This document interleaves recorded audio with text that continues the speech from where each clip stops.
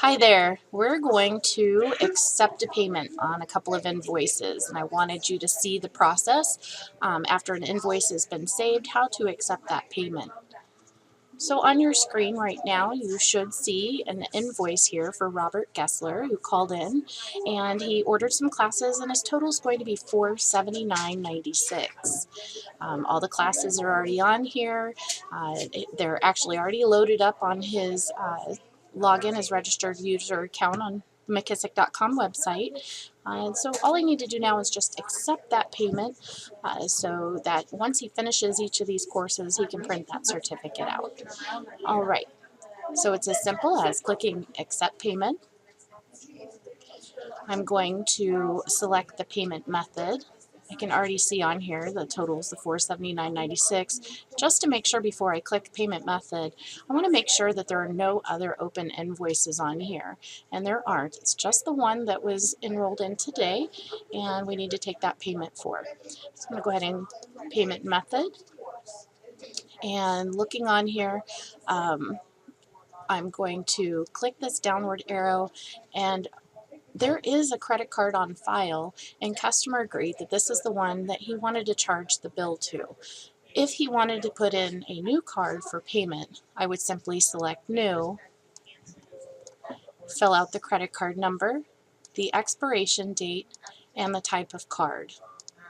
I would also want to default the credit card so it remains on file under the Financial tab on his customer record, so we can use it for future purchases. I'm going to hit cancel right now because there is one on file. So I'm going to simply select that card, and it's going to autofill everything in. Now remember, we only see the last 4 digits of a credit card. We do not have access to the full card number.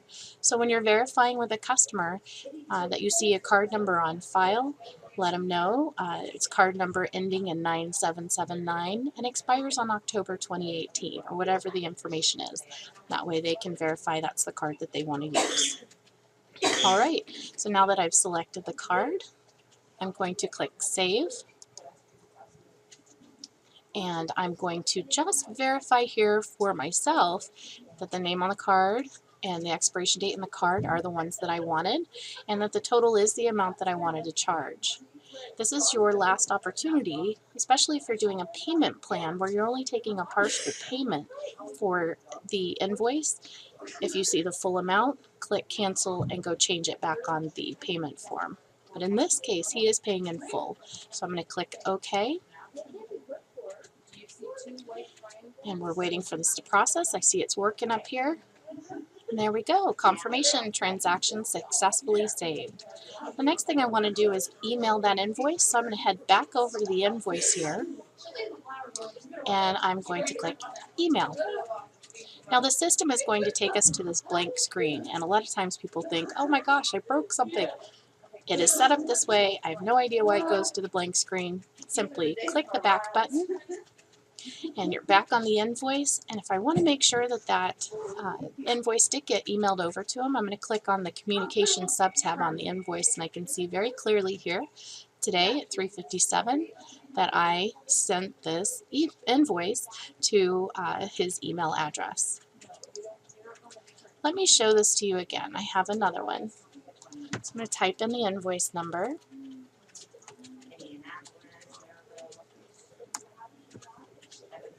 Okay, we have Albert Rodriguez, who also made a purchase today. Here's his invoice. The total is $50.61, and here are his courses. So what I want to do is accept payment because I see the amount is still due. And I'm going to double check, make sure there's no open invoices except for the one that he just did. And I'm going to go over to payment method. And once again, click the down arrow. And there's also a credit card on file here as well. The representative that took this enrollment did verify this is the card that he wants to charge to, so that's what we'll use today. So I'm going to select the card. It will autofill everything in. I'm going to click Save. Here's our total again. It is the card that I want it to go to. The name on the card is not showing. I'm going to hit cancel here and figure out what's going on. So I'm going to go back to payment method. Name on card should be Albert Rodriguez. Okay, and I'm going to go ahead and click save again. It's asking for valid payment method. And that's right, I've canceled and I need to fill that information in again. So checks and balances.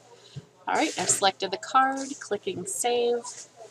Name is still not showing. So let's see what's going on here. I'm actually going to go back to the customer record, and here's a little tip.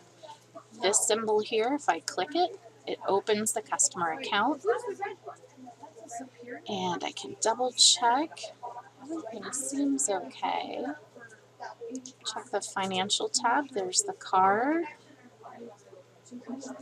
Let me edit, and I'll put the cardholder name right on there.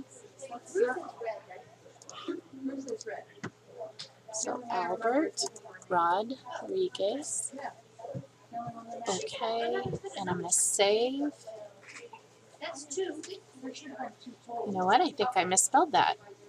Let me go back to that financial tab and double check. Yes, I used a Q instead of a G. Gotta love it. So, see how easy it is to correct? Now it's looking much better. Saving. Okay. Now, if I go back to that invoice, here it is. That's the one, 5061. I want to accept payment. Fingers crossed it works this time. I'm going to select the card. Now when I selected the card, the name on card field entered. So under the financial tab where it was entered before by the representative, because it didn't have the name on it, it wasn't going to show. And it's very likely without the name, it would not have gone through. So I'm glad I caught that. All right, I'm going to click save. I'm going to click save, double check, everything's looking good now. We have that name. I'm going to click OK.